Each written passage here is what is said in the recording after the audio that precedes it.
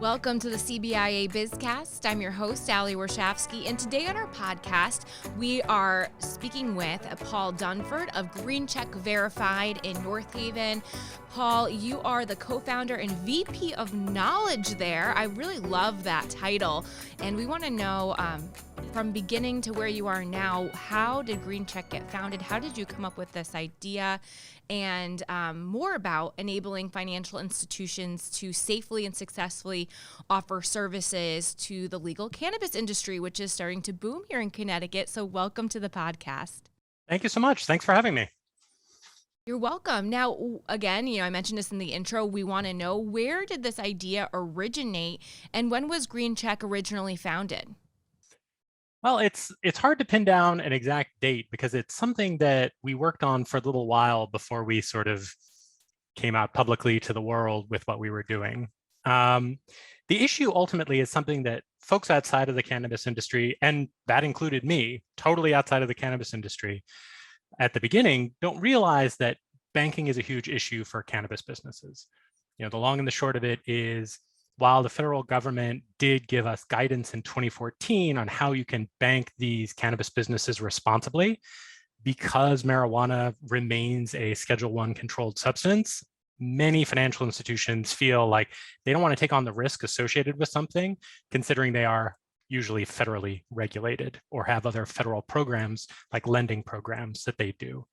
So really, the biggest thing we had at the beginning was figuring out, how do you get financial institutions that have been taught for years and years and years that they absolutely cannot touch this and say, no, you can, and here's how. So as with all things in cannabis, it was a super circuitous route. Like if you ever talk to anybody in cannabis and ask how you got there, it's all over the place.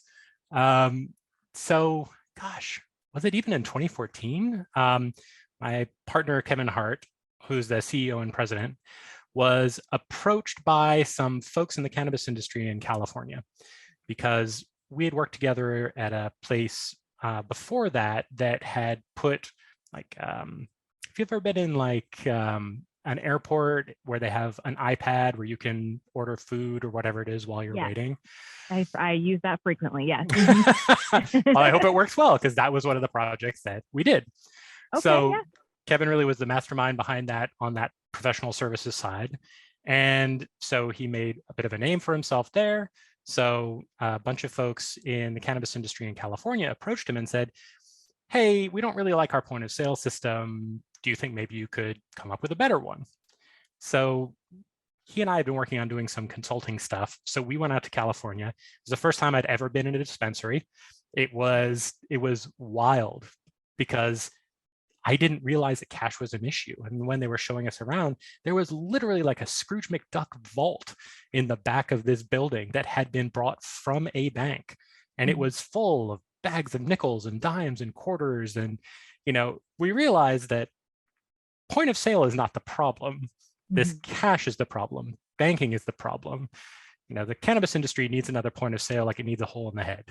Anybody who has a point of sale system, they put a cannabis leaf on it, it's a cannabis point of sale system. That's not to say there aren't some very good ones out there.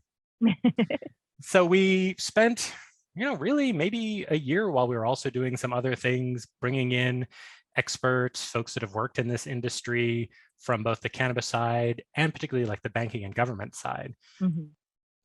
One of the things that we realized early on is that people try to get around this problem. They try and circumvent it somehow in some clever way. And the problem with any kind of, loophole is it gets closed, or any kind of workaround is that ultimately it will be untenable when something changes. So we went through all those ideas that, other folks had, like, well, what about a cryptocurrency? What about a stored value card? And those are some of the things that other folks in the industry have done.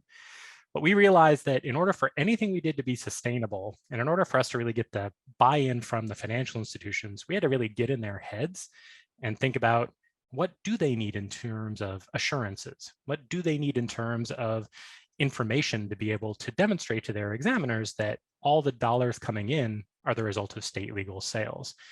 So that ultimately is how we pulled in folks like John Gadea, who was the head of the Department of Consumer Protection when the medical program was created. John literally wrote the rules of the medical program.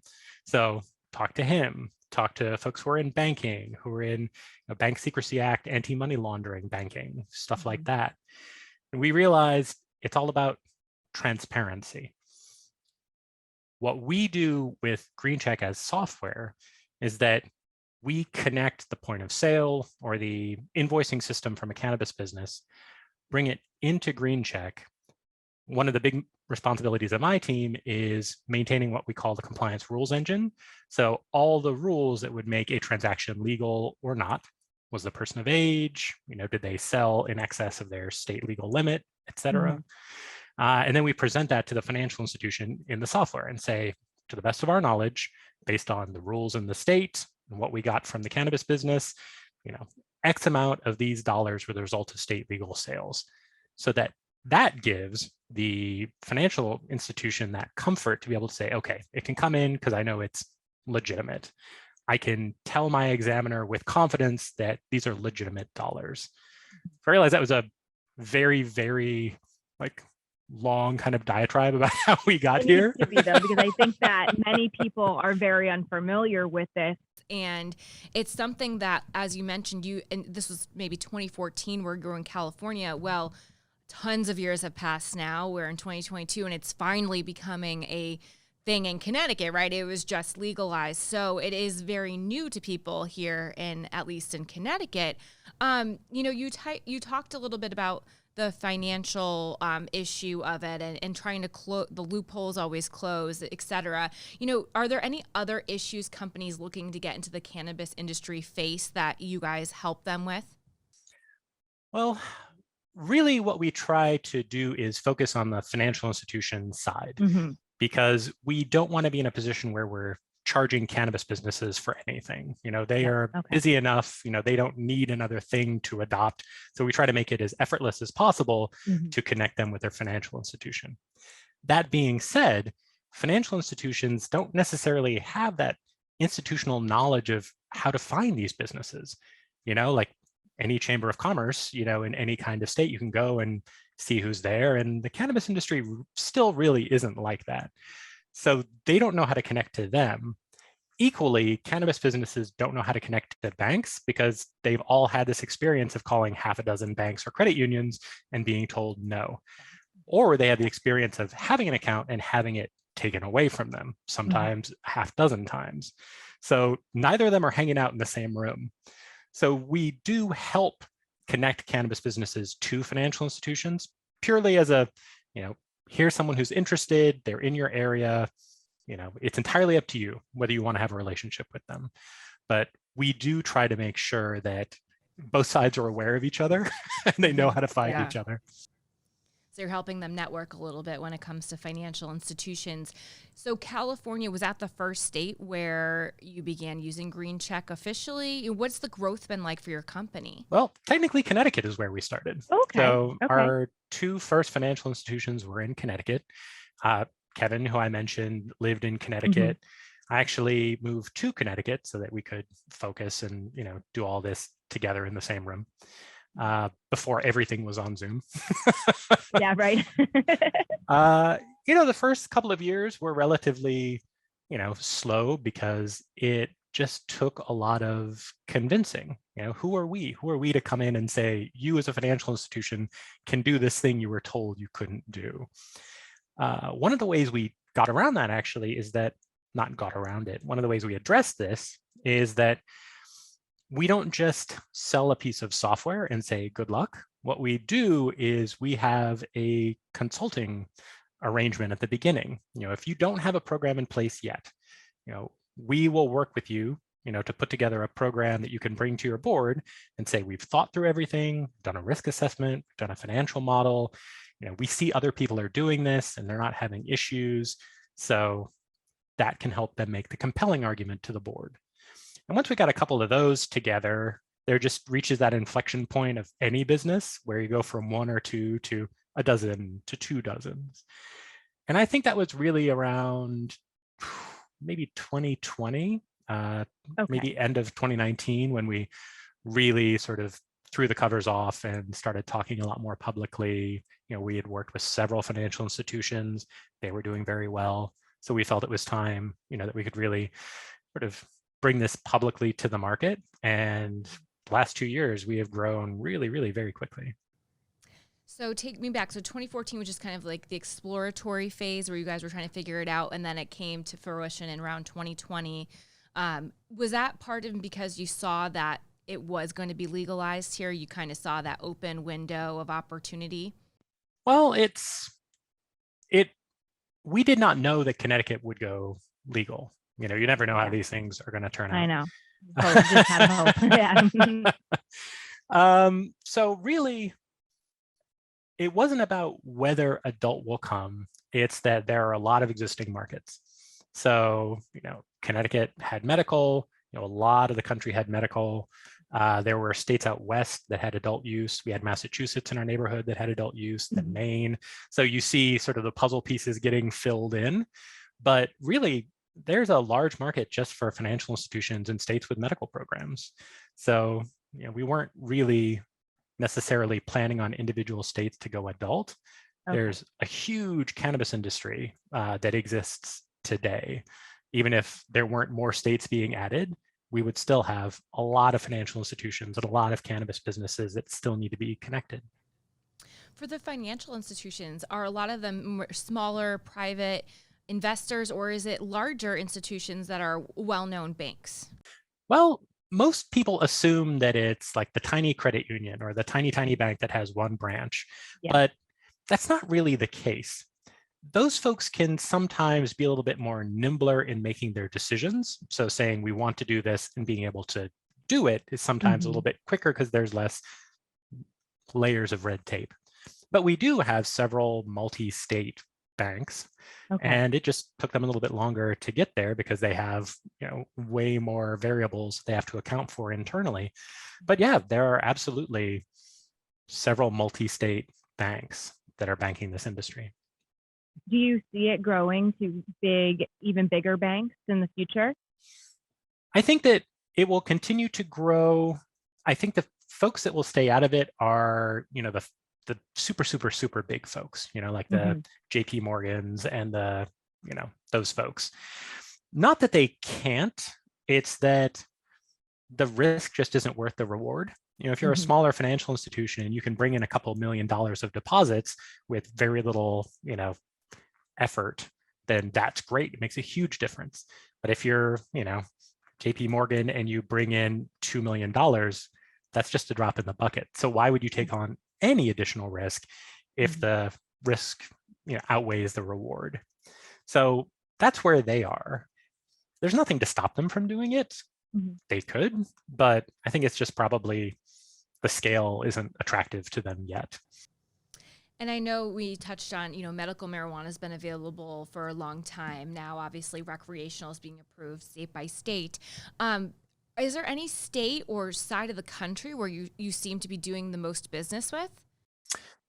Yes, actually. We were very lucky in timing in that in the Midwest, a couple of states went adult right as we were, starting our big, going out there campaigns, talking to financial institutions. So in the Midwest, we have done very, very well for a couple of reasons. New adult programs, but also several of those states have no license caps. So, there's not a finite number of licenses. And then Massachusetts, actually, they have a huge program and it's been around for a while, and adult also is only about 3 years old. So that aligned with us pretty well. So I guess the places we've been most successful so far are places where our timing really aligned with adult use. Do you foresee it growing in Connecticut now since that's been, well, I know there's still some red tape up as to when you can legally sell recreational cannabis in stores in Connecticut. I believe that's in 2023, but don't quote me there. Might even be this year. But do you see it growing here in Connecticut as the doors start to open of these recreational dispensaries? Yeah, absolutely. one of the things that's kept financial institutions away from this is just a lack of knowledge, a lack of experience. They don't necessarily see it in their neighborhood. You know how many Starbucks are out there because you see them, but the cannabis industry is still very discreet for a lot of reasons. And so if you've never seen a dispensary, if you don't have a friend that works in one, it's easy to not know it's there. But now, who really knows when licenses will be issued and when sales will start? Hopefully it's before the end of the year, but you never know. But now just more people in Connecticut are going to be involved. It's going to be more normal. More people at financial institutions are going to say, oh yeah, we can do this. Folks in Massachusetts are doing it. Like Rhode Island just legalized adult. It's kind of inevitable everywhere. So it makes more sense for us to take advantage of it now when it's an opportunity, as opposed to if we wait for it to be federally legalized, then the big banks will jump in because there's no risk anymore. So this is like a weird moment of opportunity for credit unions and banks, like that they've never had in the past. So do you worry then, because I was going to ask you, where do you see Green Check in 5 years? Are you kind of praying it federally they don't make any changes because this is your opportunity right now? No, actually, it would be great if they legalized it because there will always be regulations around it. This is, for better or for worse, no matter how we feel about it, this is still a pretty loaded issue in this country. And while we know that about 90% of Americans are in favor of the legalization of marijuana, even if it's just for medical, it's still going to be like tobacco, it's going to be like alcohol, it's going to be like prescription drugs, it's going to be regulated. And with anything that's regulated, you need systems to be able to demonstrate that you are following the regulations and that the money you're taking in is a result of legal sales. So what would be great about federal legalization is that finally we would have consistency at the federal level. Every state and territory has an entirely different cannabis program, how much you can buy, what is eligible for sale, how many licenses there can be. So that can be difficult for financial institutions, particularly if they're in multiple states, to really keep on top of this. If it was federally legal, it would still be highly regulated, but it would be consistently regulated. And that would make everybody's jobs easier. And then you could still offer the advice, but you would just have that one big booklet most likely. So I guess that being said, where do you see yourself in 5 years with Green Check? I never want to make bets about legalization, but it's hard to argue that it's becoming more normalized. It was hard to argue that it's not becoming more normalized. I looked at census data, and 80% of Americans live in a state that has legalized marijuana to some extent. We have ballot initiatives in several states like South Dakota, Arkansas for adult use in the next election. Even if we don't think about federal legalization, within 5 years, every state or territory is going to have some form of legalized cannabis, even if it's very restrictive. And so you're going to see more financial institutions getting involved. There are hundreds and hundreds of financial institutions in this country, and there are still a lot of unbanked or underbanked cannabis businesses. In 5 years, we will just be working with that much bigger of a pool. Do you find yourself not having to go out and be like, hey, we're Green Check, we can help you, and that people, or I should say the institutions are reaching out to you more and more now because the opportunities presented themselves and they're like, well, how do I learn more? Oh, I found Green Check, let me ask them. Yeah, that's actually been a lovely change. We were chasing folks for a while and now they're coming to us, which is awesome. But we do a lot to, get ourselves out there, and, we provide a lot of education for free, because an educated consumer is the best consumer. So we have like a 2.5-hour monthly free cannabis banking boot camp. So if, anyone can come, and it ends up being a lot of folks from credit unions and banks. And so, they understand that something can be done. They know that we're out there. We continue to make those kinds of connections because I'm not trying to do the hard sell on you. I'm saying, hey, this is cannabis banking. Here are the risks. Here are the ways that you can do this responsibly. But that means that if people have questions, then, they've really started to come to us. And that's super great. I'm super excited about that. And those are the webinars, right? That for people, I was noticing on your site that you offer, and it's once a month. Yes. So every month, if anyone wants to come, it's free. We post them on our website, greencheckverified.com. They're 2.5 hours. We cover the basics of cannabis, cover the basics of cannabis businesses, what you need to know from a regulatory point of view as a financial institution. And then we usually have like a special topic at the end, like last month was a virtual visit to a dispensary. Like, this is what would happen when you were at the door. This is what you could buy. These are what the products look like. This is how you measure cannabis. All this stuff that I had no idea before I got involved in this world. And so I know that many of these folks have no idea either. And that's totally fine. That's, where all of us start. Yeah. Well, thank you so much. This is so interesting. And thank you for answering my questions. I hope I answered some of the listeners' questions because it's such a unique, or niche, I should say, business.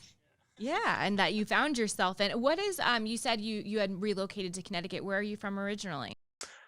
Well, again, like most things in cannabis, I'm from a lot of places. I was born in Alabama, as you can tell by my rich Southern accent. But I lived in New York for several years. Okay. I've been out to Connecticut a couple of times and I always liked it. And then we got to the point where when you live in New York, you need more space, and you realize that New York is for the young or the rich. We were no longer young and certainly weren't rich. And so Connecticut was a very nice alternative. Yes, I know. I live out of the New York suburbs, and we are constantly telling ourselves we need more space. But we haven't done much about it to fix that yet. But I understand. And then what was your background before you joined GreenCheck?